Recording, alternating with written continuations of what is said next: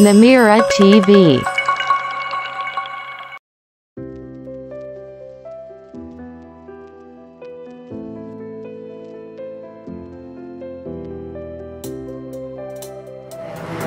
Assalamualaikum warahmatullahi wabarakatuh. Waalaikumsalam warahmatullahi wabarakatuh. Alhamdulillah, pada kesempatan kali ini kita kedatangan tamu yang sangat luar biasa. Ada yang sudah kenal Toga Boga nggak ya di sini? Baik, siapakah tamu spesial kita? Baik, kita sambut kepada Bu Daniar Mudita. Kami persilahkan. Assalamualaikum, Ustazah. Sini Toga Boga Cooking Class nggih? Iya, itu salah satu acara yang saya adakan di catering saya. Sebenarnya Toga Boga itu nama catering, Ustazah. Jadi catering, tetapi memang fokusnya ke pangan lokal. Jadi selain catering, saya juga membuka kelas masak khusus anak-anak. Kebetulan kelas masaknya itu di kebun dan namanya kebun dapur karena memang kebunnya itu berfungsi untuk pasokan di dapur kami, baik itu rempah-rempah, bunga, daun, buah dan lain sebagainya seperti itu. Masya Allah, kita telah tahu bersama Toga Boga dan kebun dapur sangat luar biasa. Baik, kita sedikit mengenal nih bagaimana Bu Daniar pendidikan sejak awal, sejak dari SD sampai hingga kuliah, sehingga mencetuskan ide bisa muncul Toga Boga. Silahkan. Toga Boga itu sendiri sebenarnya justru lahir ketika saya sudah menyelesaikan semua jenjang pendidikan yang saya ikuti. Kebetulan yang terakhir itu tingkat magister ya. Jadi Toga Boga itu lahir tahun 2015. Berarti sudah hampir 6 tahun, 6 atau masuk 7 tahun lah selama itu. Kalau pendidikan saya ini asli orang Probolinggo, TK sampai SMA-nya di Probolinggo. Kalau S1, S2-nya kebetulan nggak jauh-jauh juga dari Probolinggo, saya ambilnya di Brawijaya. Dan memang fokus saya sejak S1 itu meneliti pangan lokal. Kebetulan yang saya teliti itu tanaman yang tumbuh dengan luar biasa ya di Probolinggo dan sudah mungkin semua masyarakat sudah pernah bahkan menanam ini juga di rumah, yaitu kelor. Masya Allah, salah satu tanaman lokal yang biasa kita temui di Probolinggo, bahkan banyak yang menanam kelor gitu. Iya. Baik, sekarang kita akan mengulik apa nih yang menjadi daya tarik dari kelor selain dia sebagai bahan makanan lokal dengan potensial sumber gizi yang sangat bermanfaat. Kelor ya, kelor itu sebenarnya kalau dibilang pangan lokal ya memang iya karena memang dia banyak tumbuh kan di Probolinggo. Tapi sebenarnya tanaman kelor itu sendiri sekarang semua orang tuh sudah paham, sudah mengenal karena saking luar biasanya gitu tanaman ini sampai dibilang tanaman ajaib. Di orang-orang bule di luar itu bilang ini tanaman ajaib. Terus kelor ini kenapa saya suka mengulik kelor gitu? Karena memang fokus saya selain pangan lokal itu juga adalah gizi anak. Nah, kebetulan kasus gizi buruk kita di Indonesia, terutama di Probolinggo. Probolinggo ini masuk daerah Tapal Kuda. Gitu. Tapal Kuda itu mulai Kabupaten Probolinggo, Bondowoso, Situbondo, Kota Probolinggo itu masuk Tapal Kuda, daerah Jawa Timur.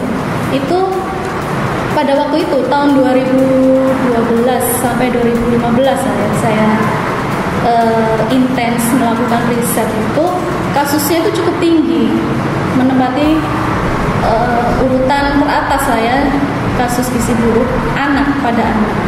Jadi kenapa kita nggak mengolah atau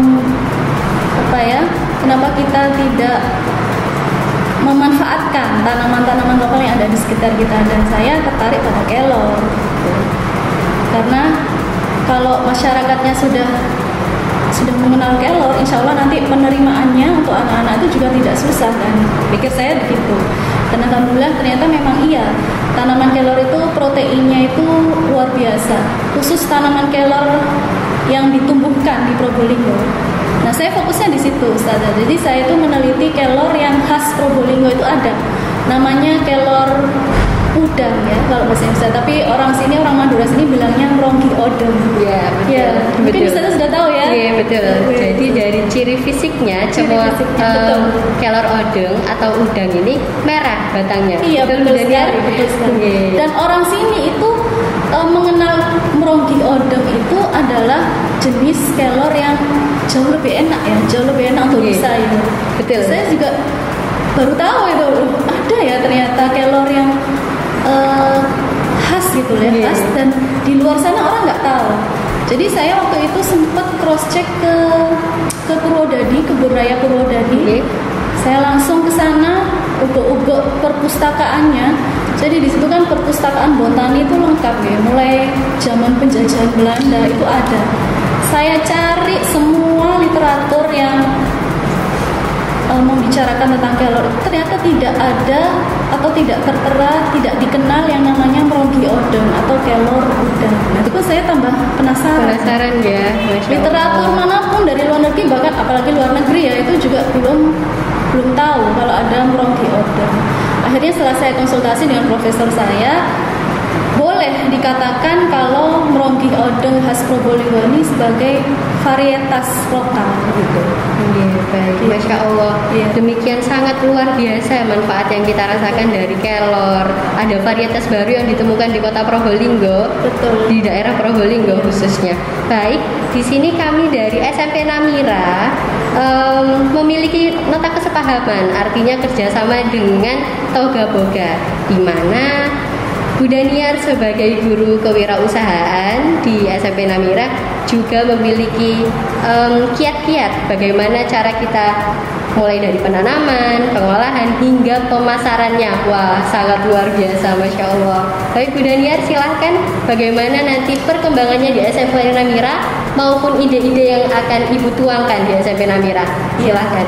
Jadi kebetulan kan saya juga mengampu kelas kewirausahaan ya di SMP Namira. Luar biasa ini SMP yang ada muatan lokal kewirausahaannya, yang harusnya SMA tetapi kalau di SMP Namira sudah diberikan di level SMP. Jadi yang kita lakukan di kelas kewirausahaan itu sebenarnya sama di semua level kelas ya, kelas 7, kelas 8, kelas 9. Kita itu belajar yang namanya siklus kewirausahaan. Nah, siklus kewirausahaan itu sendiri selalu ada 5 tahap yang kita pelajari. Mulai dari pertama perencanaan, yang kedua proses produksi, terus yang ketiga yang pertama tadi eksplorasi ide. Ya. Sebelum perencanaan kita mau eksplorasi ide, lalu mulai melakukan perencanaan kewirausahaan, lalu tahap ketiga itu produksi, keempat kita komunikasi, belajar komunikasi atau yang biasa kita kenal di dunia usaha itu marketing ya, pemasaran, dan yang terakhir adalah evaluasi. Nah, ini yang kita berikan kepada semua siswa-siswi SMP Namira baik kelas 7, 8, 9.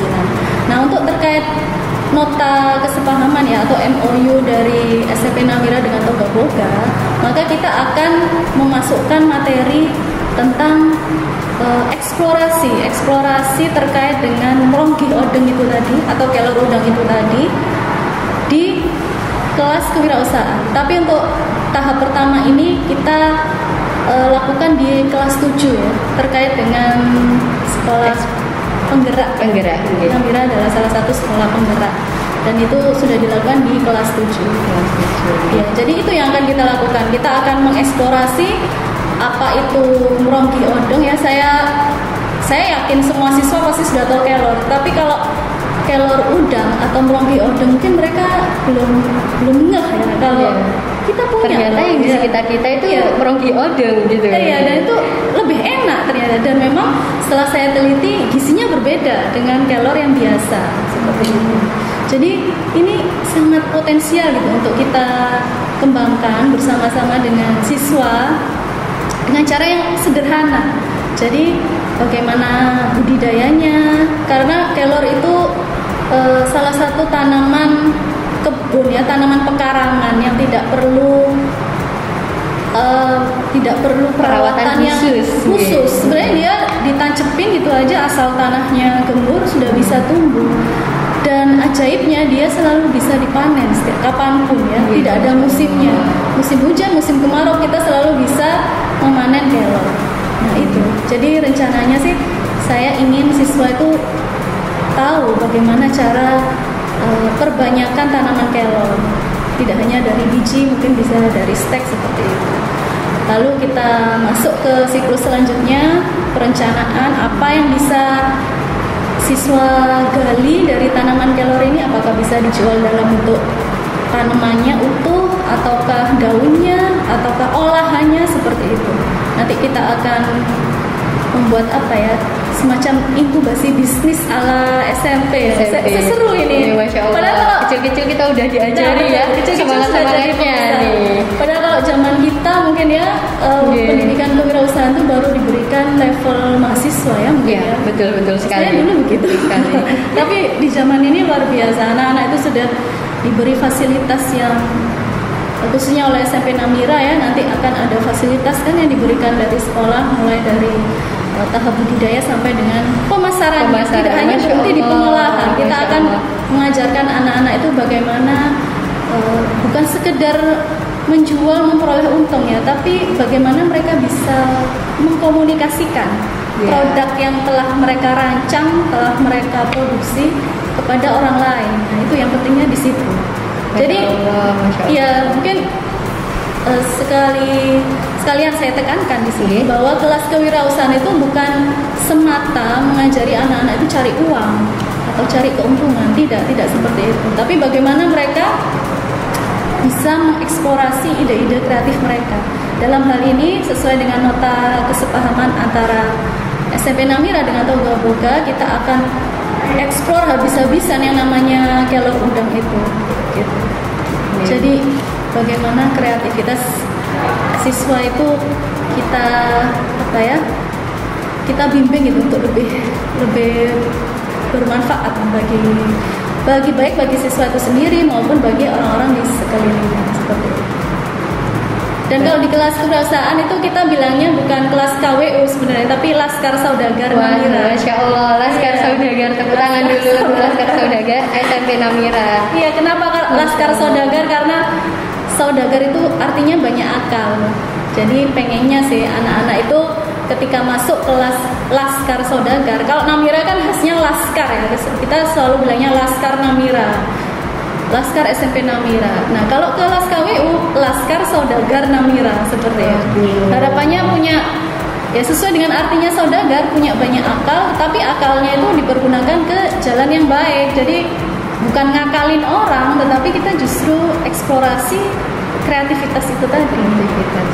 Masya Allah. Di sini dari Laskar Saudagar yang telah ada di SMP Namira. Laskar Saudagar ya? Betul. Masya Allah. Saya ini menyebut Laskar Saudagar seperti sangat deg-degan gitu. Sangat wah, banyak sekali ya ide-ide yang bahkan dikembangkan oleh anak-anak SMP Namira khususnya. Masya Allah. Untuk proses produksi dari tanaman kelor yang nantinya ada di SMP Namira, tentunya kami juga memfasilitasi sarana dan prasarananya. Jadi siswa-siswa yang tergabung dan ikut dalam Laskar Saudagar, insya Allah juga mampu memproduksi kelor.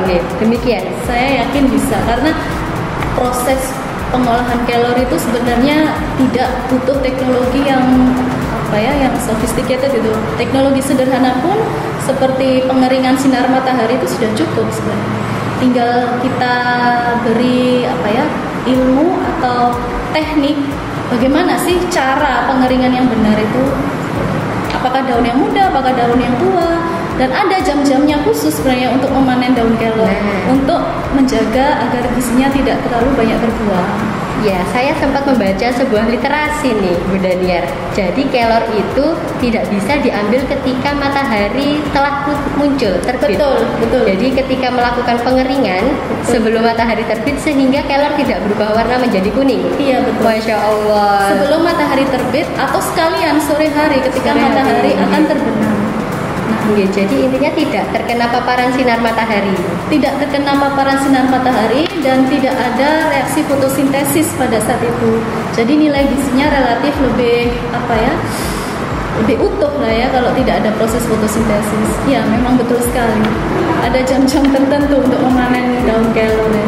Masya Allah. Jadi tanaman kelor ini dari Laskar Saudagar nanti kita bisa belajar bersama. Kita yang menganggap kelor sebelah mata, cuman bisa dibuat sayur, dimasak dengan bumbu-bumbu seadanya. Kita akan manfaatkan kelor menjadi pangan lokal yang lebih bermanfaat, lebih kreatif lagi. Dari laskar-laskar saudagar kita yang ada di SMP Namira sudah siap untuk menjadi saudagar yang luar biasa. Masya Allah. Tidak hanya pangan lokal mungkin Ustazah, nanti kita juga akan mengembangkan produk, misal produk non makanan seperti kosmetik itu juga sangat bagus untuk kesehatan tubuh.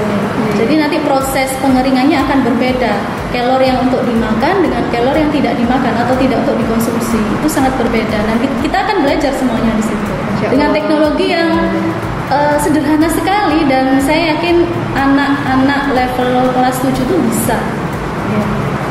Jadi Laskar Saudagar ini sudah siap untuk diajari nggih, mulai dari eksplorasi, perencanaan produksi, komunikasi, dan pemasarannya hingga yang terakhir adalah evaluasi. Betul, karena semester 1 ini kita sudah praktek di situ 5 siklus kewirausahaan, tetapi yang kita eksplorasi masih tanaman obat. Jadi mungkin semester 2 baru kita fokusnya ke kelor atau meronggi odeng ya, yang khas Probolinggo itu. Meronggi odeng. Sekali lagi kita tekankan, yang akan kita eksplor adalah kelor dengan jenis udang. Kalau bahasa Indonesianya, bahasa Probolinggoan meronggi odeng. Masya Allah. Baik.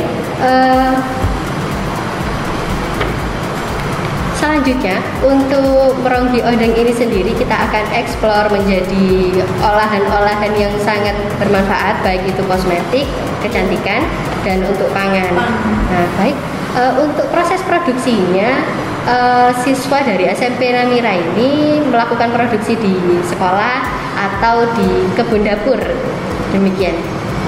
Nah, terkait dengan tempat produksi mungkin kita bisa lihat situasi ke depan ya, apakah bisa anak-anak itu sudah keluar sekolah di kondisi pandemi ini. Kalau bisa, akan lebih baik kalau mereka langsung terjun.